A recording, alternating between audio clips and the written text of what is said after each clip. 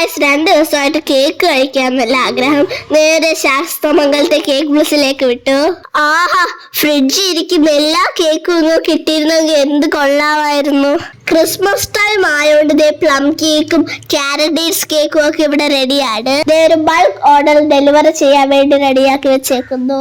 നിങ്ങൾക്കും ഈ കാണുന്ന നമ്പറിൽ വിളിച്ചോ കേക്ക് ഓർഡർ ചെയ്യാവുന്നതാണ്.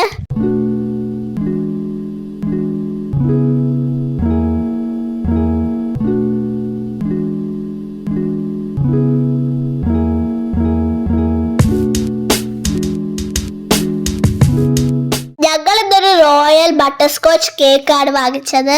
ഇനി വീടെത്തിയിട്ട് കാണാം. അതുവരെ അഞ്ജനാന്റെ ചെയ്ത കുറച്ച് കസ്റ്റമൈസ് കേക്ക്സ് കണ്ടാലോ. ഇത് കോസ്റ്റ കോഫിയുടെ കവടിയ ബ്രാഞ്ചിന്റെ ഇനോഗ്രേഷന് ചെയ്ത കേക്കാണ്. ഇത് വിഴിഞ്ഞപ്പോട്ടിൽ ആദ്യമായിട്ട് കപ്പൽ വന്ന ഫംഗ്ഷന് ചെയ്ത കേക്കാണ്.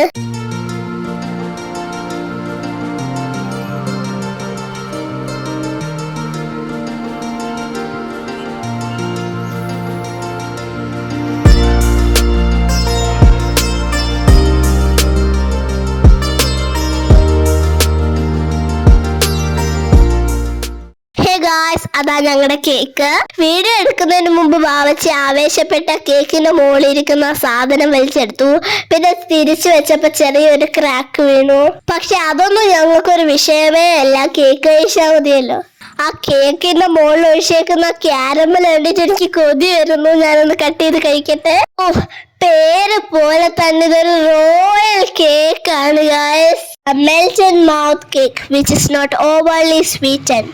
അതിനിടയ്ക്ക് ആ ക്രഞ്ചി ഐറ്റംസ് ഒക്കെ കടിക്കുമ്പോ വേറെ ലെവൽ. വേറെ ഒരു വലിയ സ്പെഷ്യാലിറ്റി, ഇവിടത്തെ കേക്സിന്റെ ക്രീം എല്ലാം നോൺ ഗ്രീസി ആണ്. ഞങ്ങൾക്ക് കേക്കിനേക്കാളും ഇഷ്ടം ക്രീമാണ്. വേറെ ഷോപ്സിലെ കേക്കിന്റെ ക്രീം ഒന്നും കഴിക്കാറേ ഇല്ല ഞങ്ങള്. കാരണം അതൊക്കെ കയ്യിലാവുമ്പോ തന്നെ വല്ലാതെ ഒട്ടുന്ന പോലെ തോന്നും. പിന്നെ കഴിക്കാൻ തോന്നത്തില്ല.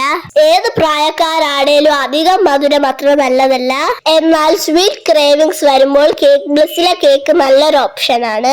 കാരണം ഇതിലെ മധുരം പെർഫെക്റ്റ് ആണ്. But still the cake is so soft and moist. അപ്പച്ചിയൊക്കെ വന്നിട്ടുണ്ട്. സോ അമ്മ അവർക്ക് കുറച്ച് കേക്ക് കട്ട് ചെയ്ത് മാറ്റി വെച്ചു. ഇല്ലെങ്കിൽ അത് ഞങ്ങൾ തീർക്കും.